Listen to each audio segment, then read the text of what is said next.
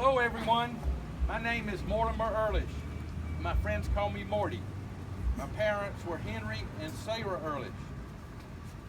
My father came over here from Germany in 1872 to run Uncle Alexander's store when he died from the lingering effects of the war wounds.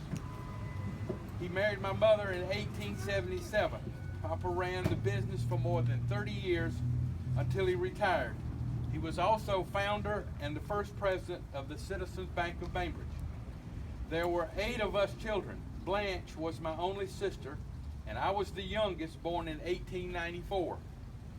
My siblings and I often made the honor roll at school. Bartow, Mendel, Abe, and Julian were businessmen. Julian was also a pharmacist. Louis became an electrical engineer. Seago and I became doctors. Seago went to the Georgia School of Technology and was a pharmacist in Louisiana and Arkansas before earning his doctorate degree from Vanderbilt University to become a physician and surgeon. He opened his practice at this location in 1915.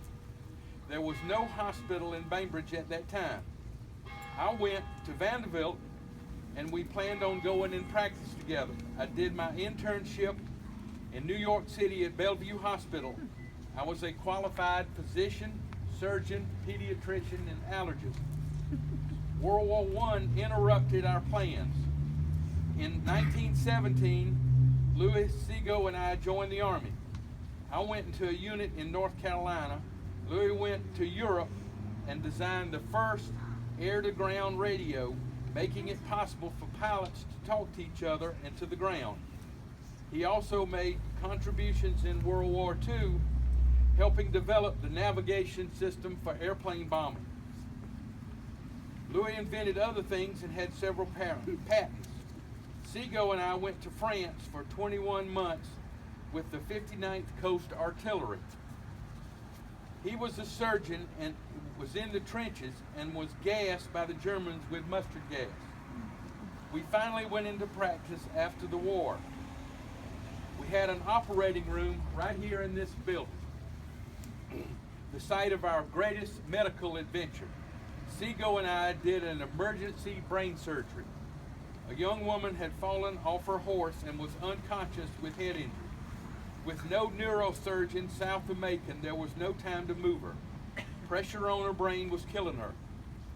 Seago explained the urgency of the situation to her family and got permission to do what had to be done. We got out our books on surgery.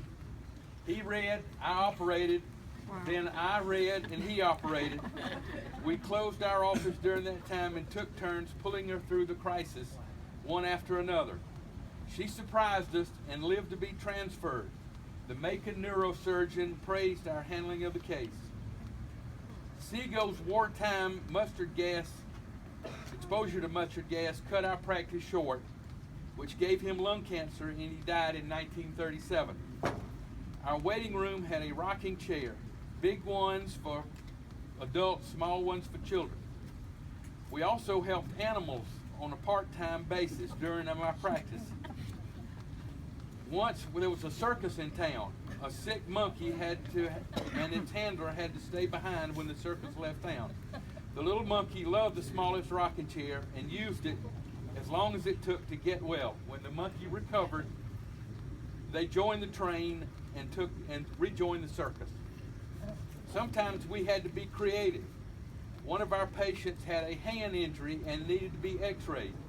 There was no x-ray machine in Bainbridge, but there was a shoe fitting fluoroscope in Groman's department store.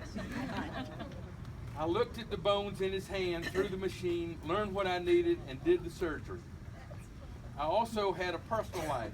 Sarah Alexander became my wife in April of 1920. We had our one son, Leonard, who then, when he was in the second grade, came down with leukemia, but I nor any doctor could save his life. We suffered his loss. Later, our other son, Henry, came, but we never stopped missing Leonard. My wife, Sarah died in 1979, and I kept on ticking until 1989. We were busy in our community and synagogue and the temple, and I'm fortunate to share my rich stories with you. Thank you.